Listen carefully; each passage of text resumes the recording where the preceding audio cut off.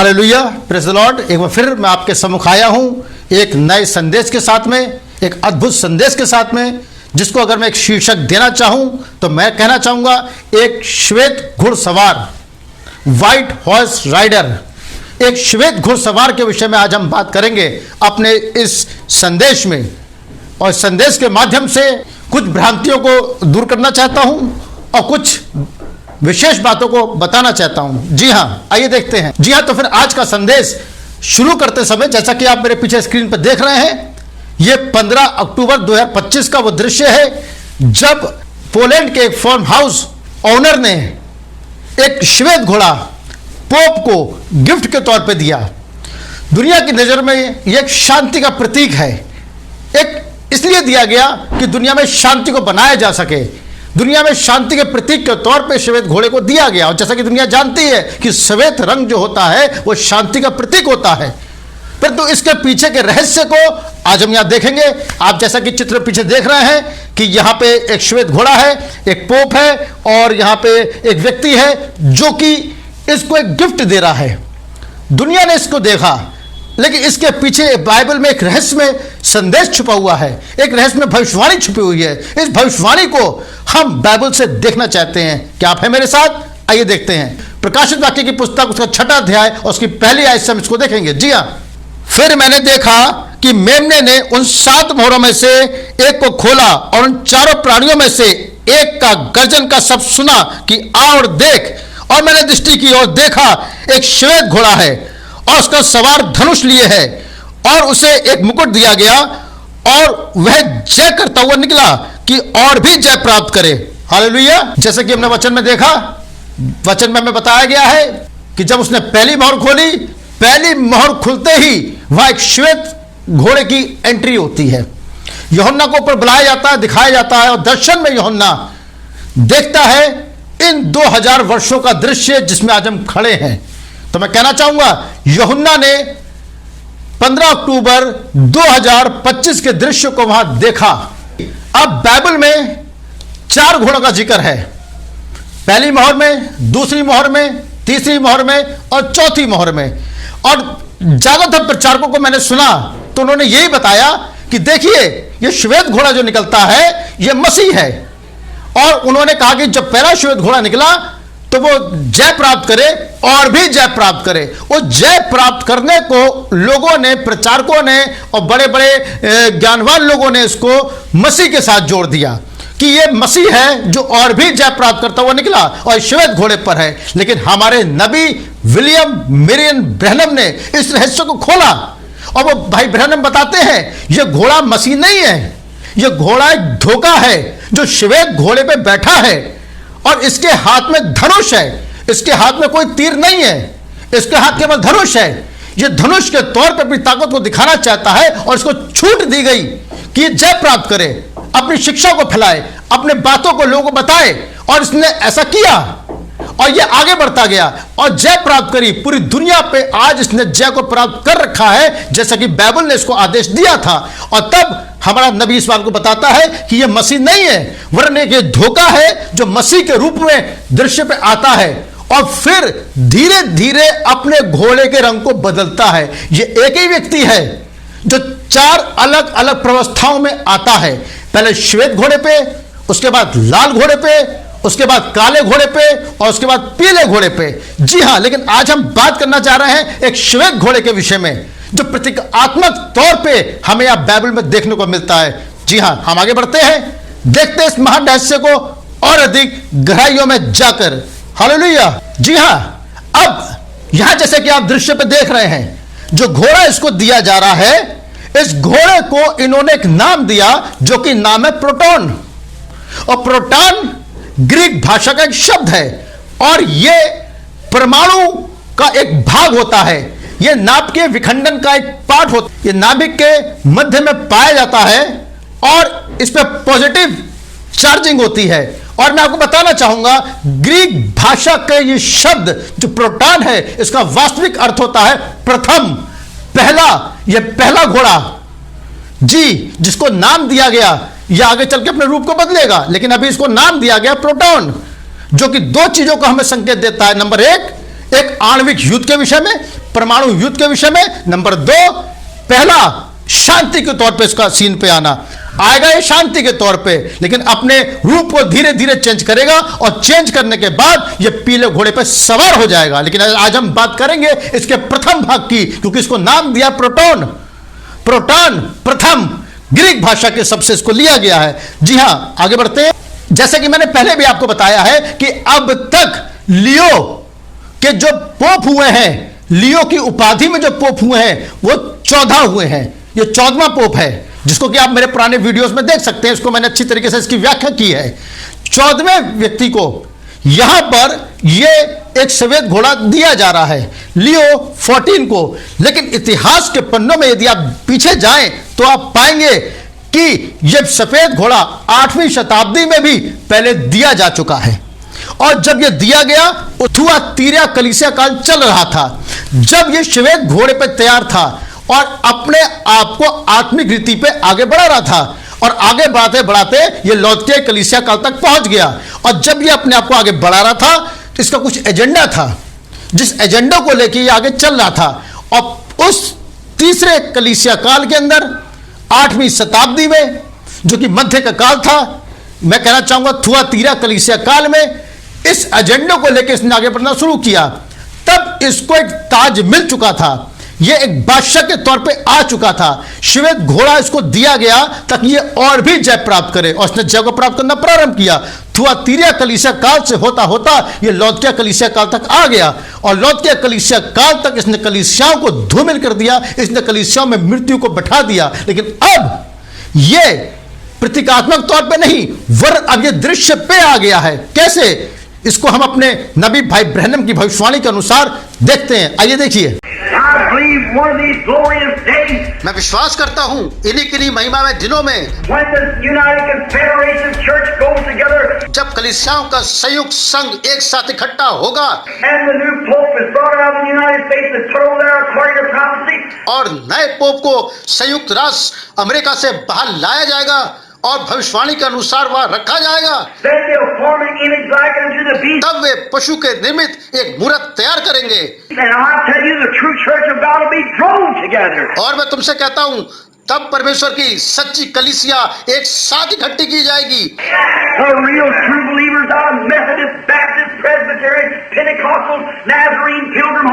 और Methodist, Baptist, Presbyterian, Pentecostal, नाजरीन, पेलिग्रीन, holiness में से भी वास्तविक सच्चे विश्वासी परमेश्वर के प्रेम में एक साथ इकट्ठे होंगे और परमेश्वर के प्रेम के द्वारा एक साथ चिपक जाएंगे। और सारे विश्वासी मिलकर मसीह की देह का निर्माण करेंगे। और नास्तिक और उथले मन के लोग एक तरफ गिरा दिए जाएंगे और वे ठीक आगे बढ़कर उस कलीसिया के संग में चले जाएंगे। जी हाँ, जैसा कि अभी आपने देखा नबी की भविष्यवाणियों के अनुसार, जैसे कि नबी ने बताया, इसे अमेरिका से लाया जाएगा। नंबर 1 बात, इसे लाया गया, दुनिया को इस पे भरोसा दिलाया गया, इसे लाया गया। क्यों लाया गया? ताकि भविष्यवाणी जो इस युग के नबी ने करी वो पूरी की जा सके। आमीन।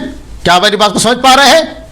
आइए आगे बढ़ते हैं। अब जैसे कि आप सभी जानते हैं 7 अक्टूबर 2023 को हमास ने इस्राएल पे हमला किया था और ये युद्ध चलता रहा। ये युद्ध चलता चलता चलता चलता 2 साल गुजर गए। 13 अक्टूबर 2025 को इस्राएल के अंदर एक पर्व मनाया गया, जो पर्व था तंबुओं का पर्व अर्थात सुकोत। लेकिन इससे पहले कि इस्राएल तंबू का पर्व मनाया जाता, दुल्हन के अंदर यह प्रचार होना प्रारंभ हो गया कि तंबू की सेवकाई और छोटी इमारत। दुल्हन पहले ही तंबू की सेवकाई के साथ तंबू की छोटी सी इमारत में थी, छोटी सी इमारत में पहुंच गई, जैसे कि आप सीन पे देख रहे हैं। अब उधर इस्राएल अपना तंबुओं का पर्व मना रहा था, जो कि 13 अक्टूबर को था। 13 अक्टूबर 2025 को संपन्न हुआ। कौन सा पर्व? इस्राएल का पर्व। किसी भी अन्य त्योहार के विपरीत इस दिन कुछ ऐसा घटित हुआ जो भविष्य सूचक का महत्व हो सकता है। जी हां, सुबह राष्ट्रपति डोनाल्ड ट्रंप, जी हां, जैसा कि इसका नाम ही है ट्रंप, ये अपनी तुरी फूंक रहा है। इसकी एक अपनी तुरी है, ये अपनी तुरी फूंक के क्या कर रहा है? यदि आप प्रकाशित वाक्य 13वें अध्याय में जाएंगे, ये इकट्ठा कर रहा है। ये लाल अजगर है, ये वो अजगर है जो मेमने के समान दिखता है। और पहले पशु का सामर्थ्य दृश्य लाता है। ये अपनी तुरी फूंक रहा है। अपनी तुरी फूंक के क्या काम कर रहा है? सबको एक साथ इकट्ठा कर रहा है। जी देखिए किस प्रकार इस्राएल पहुंचे। कौन? राष्ट्रपति ट्रंप इस्राएल पहुंचे और संसद को संबोधित करते हुए शांति का वादा किया। आप जैसा मेरे पीछे दृश्य पे देख रहे हैं, ये संसद को संबोधित कर रहे हैं। मैं आपको इनके स्टेटमेंट सुनवाता हूं। जी हाँ, सुनिए क्या कह रहे हैं ये। This is the day that people across the region and around the world have been working, देखा striving, आपने hoping. क्या कह रहे हैं ये? ओके, हम बढ़ते हैं आगे, देखते हैं अब इनका कहने का मतलब क्या था। उसी शाम राष्ट्रपति ट्रंप अरब देशों के साथ मिलकर गाजा युद्ध की समाप्त करने के लिए समझौता करते हैं। लेकिन यह समझौता होगा नहीं, क्योंकि बाइबल कहती है यह समझौता नहीं होगा। इसको मैं अपने अगले वीडियो में दिखाऊंगा कि यह घटना उत्पत्ति की पुस्तक में पहले भी हो चुकी है। जी हां, लेकिन अभी मेरा संदेश का जो मूल है वो यह है कि हम यहां श्वेत घोड़े के विषय में बात कर रहे हैं। जी, अब वो क्या कह रहे हैं, देखिए ट्रंप, कि अब हम इस मुकाम तक पहुंचे हैं। दूसरे शब्दों में, हमें इस मुकाम तक पहुंचने में 3000 साल लग गए। क्या आप इसका विश्वास करते हैं? ये स्थिर रहेगा, उनका मतलब है अब ये युद्ध रुका रहेगा और ये स्थिर रहेगा, मगर ये नहीं रहेगा, क्योंकि बाइबल ऐसा नहीं कहती है। But of the times and of the seasons, brethren, you have no need that I write unto you. पर हे भाइयों, इसका प्रयोजन नहीं कि समय और कालों के विषय में तुम्हारे पास कुछ लिखा जाए। For you yourselves know perfectly that the day of the Lord so cometh as a thief in the night. क्योंकि तुम आप ठीक जानते हो, जैसा रात को चोर आता है, वैसे ही प्रभु का दिन आने वाला है। For when they shall say peace and safety, then sudden destructions cometh upon them as travail upon a woman with child, and they shall not escape. जब लोग कहते हैं कि सब कुशल है और कुछ भय नहीं, तो उन पर एकाएक विनाश आ पड़ेगा, जिस प्रकार गर्भवती पर पीड़ा, और वे किसी रीति से ना बचेंगे। But ye, brethren, are not in darkness, that day should overtake you as a thief. पर हे भाइयों, तुम तो अंधकार में नहीं हो कि वह दिन तुम पर चोर की नाई आ पड़े। Ye are the children of the light and the children of the day. We are not of the night or of darkness. क्योंकि तुम सब ज्योति की संतान हो और दिन की संतान हो। हम ना रात के हैं ना अंधकार के। Therefore let us not sleep as do others, but let us watch and be sober. इसलिए हम औरों की नाई सोते ना रहें, पर जागते और सावधान रहें। बुधवार 15 अक्टूबर 2025 को वेटिकन में पोप लियो 14वें को एक 12 साल का शुद्ध नस्ल का घोड़ा भेंट किया गया। जी, जिसकी आयु 12 वर्ष की है, भेंट किया गया। उसको यह उपहार के तौर पर दिया गया। उपहार के तौर पर से क्यों दिया गया? एक शांति के उपहार के तौर पर से दिया गया। दुनिया ने सोचा कि अब शांति होगी, और वास्तव में यह वाचा बांधे जाने का समय आ रहा है। यह प्रतीकात्मक तौर से है कि इस्राएल भी इस धोखे में फंस जाएगा, इस वाचा में फंस जाएगा। अब मैं आपको कुछ यहां दिखाना चाहता हूं। प्रतीकात्मक तौर में यह एक श्वेत घोड़ा है जो शांति का प्रतीक है, लेकिन यह शांति का प्रतीक, यह घोड़ा, उस पर बैठा सवार जो कि एक व्यक्ति है, जो कि एक पोप है। We've been wanting a Superman, we got it. Amen. All right. The whole world's wanting a Superman, they're going to get it. हम एक सुपरमैन की अभिलाषा कर रहे हैं और वह हमें मिल जाएगा। यह सही बात है। संपूर्ण विश्व एक सर्वश्रेष्ठ व्यक्ति की अभिलाषा कर रहा है और उन्हें वह मिलने जा रहा है। Just wait till the church goes up and Satan's cast out. He'll incarnate, that's right. बस आप तब तक प्रतीक्षा करें जब तक कि परमेश्वर की कलीसिया ऊपर नहीं चली जाती और शैतान को नीचे फेंक नहीं दिया जाता। They want somebody who can really do the job. He'll do it. और तब वह अवतरित होगा। यह सच है, वे किसी ऐसे व्यक्ति को चाहते हैं जो वास्तव में कार्य कर सके, और वे इसे करेगा। Educated. This is a Satan Superman with education, with wisdom, with church theology, of his own word, of his own making. शिक्षित, यह शैतान का सर्वश्रेष्ठ व्यक्ति है जो कि शिक्षित ज्ञान से परिपूर्ण है, अपने ही वचनों की चर्च थियोलॉजी, अपने ही द्वारा बनाए गए वचनों की church theology. And he rides his white denominational horse to deceive the people. And he will conquer every religion of the world. वे अपने नामधारी कलीसिया रूपी श्वेत घोड़े को दौड़ाता है कि लोगों को भरमा दे। वे संसार के हर एक धर्म पर जय प्राप्त कर लेगा। Because they've all gone into the confederation of the churches and the world confederation of churches, and they already got their buildings built and everything set in right in line. के परिसंघ में तथा गिरजे की विश्व परिसंघ में सम्मिलित होने जा रहे हैं, और वे पहले ही अपने भवनों का निर्माण कर चुके हैं। वे सभी क्रमबद्ध तरीके से सुव्यवस्थित कर चुके हैं। There ain't one thing left. Every denomination stuck right into it. The federation of churches, and what's back of it? Rome. And the popes now crying, we're all one, let's come together and walk together. एक भी ऐसा गिरजा नहीं जो इस परिसंघ से बाहर हो। प्रत्येक नामधारी गिरजा गिरजों के इस परिसंघ में सम्मिलित हो गया है, और इस परिसंघ के पीछे कौन है? रोम। और वो पोप ये चिल्ला रहा है, हम सब एक हैं, आओ हम सब एक साथ मिलकर चलें। Who is that white horse rider? You're not blind.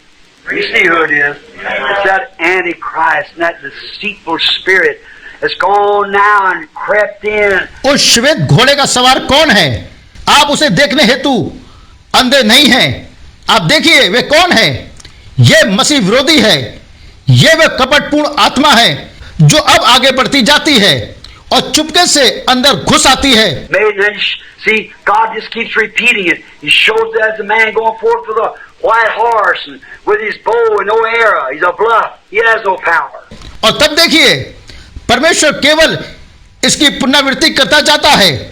वह उसे उस मनुष्य की तरह दर्शाता है जो एक श्वेत घोड़े पर अपने हाथ में वाण नहीं अपितु धनुष लेकर आगे बढ़ता है।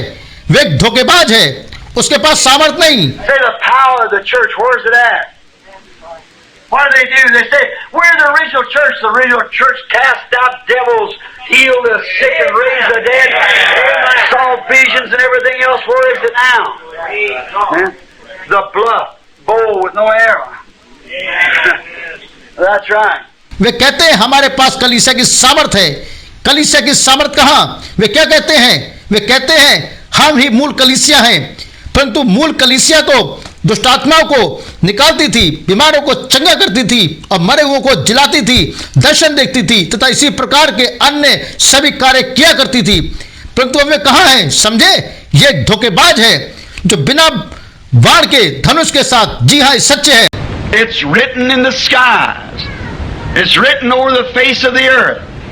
It's written in every newspaper. This is the end. If you can read the handwriting. ये आकाश में लिखा है, ये धरती के चेहरे पे लिखा है, ये हर अखबार में लिखा है। अगर आप लेख को पढ़ सकते हैं तो यही अंत है। अब पोप का एजेंडा क्या है? सबसे पहला एजेंडा जो हम पोप का यहां देखेंगे, जब वो 1960 में इस्राएल गया तब उसने क्या कहा, उसके स्टेटमेंट क्या थे?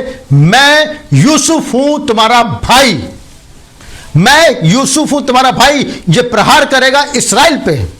मैं यूसुफ हूं तुम्हारा भाई जिसे तुमने ठुकरा दिया था, और अब मैं तुमको वापस लेने आया हूं। जी हां, बहुत चौंकाने वाली बात है ये। यही वास्तविक संदेश भी है। अगर यह वास्तविक संदेश है तो इसकी एक नकल है। दोनों चीज बराबर समांतर चलेंगी। मैं आपको अभी नबी के मसीह से दिखाऊंगा इस चीज को कि किस तरीके से दोनों चीज समांतर चलेंगी। जी हां, देखते हैं इसका एजेंडा। मैं यूसुफ हूं तुम्हारा भाई, यह वास्तविक संदेश है जो कि इस युग के प्रेरित के द्वारा आया। मैं यूसुफ हूं तुम्हारा भाई, भाई ब्रैनम के द्वारा आया, मैं यूसुफ हूं तुम्हारा भाई जो इकट्ठा करने के लिए आया है। और किसको इकट्ठा कर रहा है? आखिर के 1,44,000 को इकट्ठा करेगा इस्राएल के अंदर, जो कि बिन्यामीन होगा। और हम देखते हैं बिन्यामीन नेतन्याहू इस समय दृश्य पे है। इससे पहले वो अपने आप को प्रमाणित करता रहा है यह बोल के मैं पवित्र आत्मा हूं, और अब वो इस वाली बातों कह रहा है मैं श्वेत घुड़सवार हूं। ये तीनों ही चीजों को वो प्रचार कर रहा है, वो पोप के द्वारा दृश्य पे आ रही हैं और लोग भ्रमित हैं। कुछ भ्रमित है उसके पक्ष में जाने वाले, कुछ भ्रमित है उसको जानने वाले, लेकिन सच्चाई को फिर भी स्वीकार न करने वाले। उनका मानना यह है कि भाई ये तो पोप का मैसेज है जो आप प्रचार कर रहे हो, मैं पवित्र आत्मा हूं। लेकिन मैं अभी नबी के संदेश से आपको इस वाली बात को दिखाऊंगा कि एक मूल होता है और एक उसकी नकल होता है। मूल बात भी आती है और एक उसकी नकल भी आती है। पहले मूल को यह कहना होता है कि मैं यूसुफ हूं तुम्हारा भाई, पीछे से एक और नकल आती है मैं यूसुफ हूं तुम्हारा भाई। जी, तो यह पवित्र आत्मा का मैसेज भी सच्चाई का होते हुए भी लोगों को भ्रमित करेगा, उन दोनों पक्षों को जो ये जानते हैं कि ये हमारा पोप हमारा लीडर है उनको भी भ्रमित करेगा, और जो ये जानते हैं कि ये पोप होते हुए भी एक गलत शिक्षा है और वो भी भ्रम में जाएंगे और मूल बात से हट जाएंगे, क्योंकि दो चीजें समांतर चलेंगी। जी हां, दो चीजें समांतर चलेंगी। जब कोई बेदारी आती है तो दो को पैदा करती, जैसा मैं पहले भी बता चुका हूं।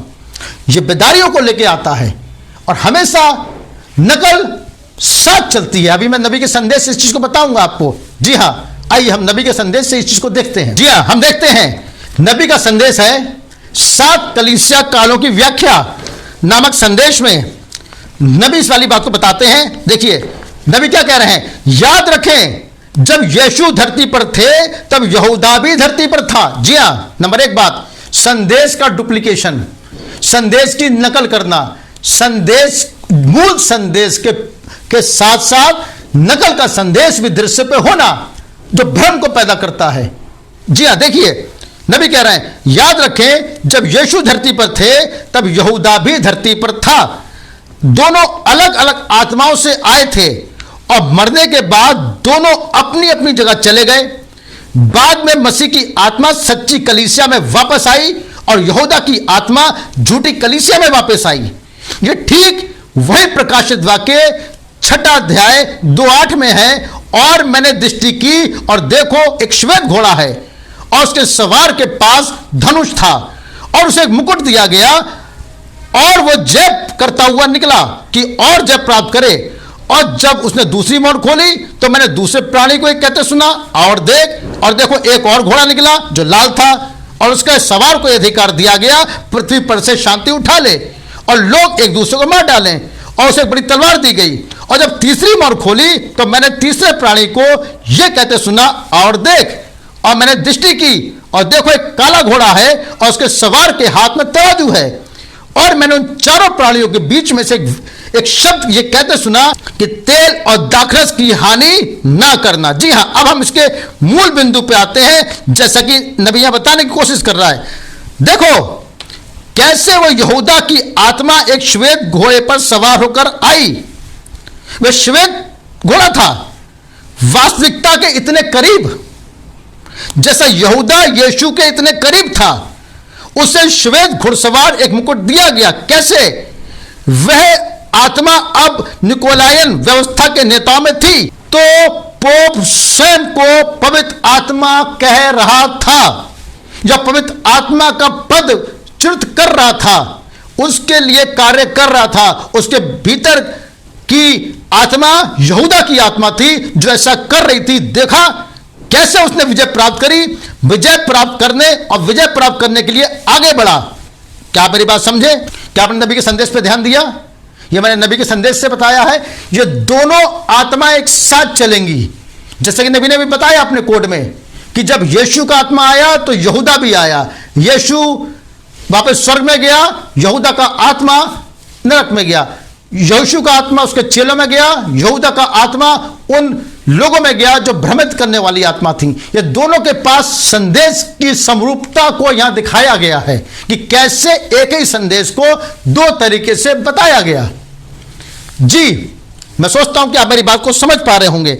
और ठीक हम इस समय वहां रह रहे हैं, जो कि ये पोप वहां कह रहा है। जो पोप कह रहा है कि मैं यूसुफ हूं तुम्हारा भाई, तो कहीं ये एक शुद्ध संदेश होना चाहिए, मैं यूसुफ हूं तुम्हारा भाई। अगर पोप कह रहा है कि मैं पवित्र आत्मा हूं, तो कहीं वो एक वास्तविक झुंड भी होना चाहिए जिसके पास ये प्रकाशन है, मैं पवित्र आत्मा हूं। अगर ये कह रहा है कि मैं श्वेत घुड़सवार हूं, तो कहीं हमारे पास एक श्वेत घुड़सवार होना चाहिए, जिसकी भविष्यवाणी हमारे नबी भाई ब्रैनम ने करी अपने संदेश में, जिसको कि मैं अगले मैसेज में प्रचार करूंगा। श्वेत घुड़सवार का अगला भाग कि नबी का वास्तविक श्वेत घुड़सवार कौन है। जी हां, तब तक के लिए आप इस पर विचार करिए। आप सबको प्रभु आशीष दे। God bless you. जय मसीह की।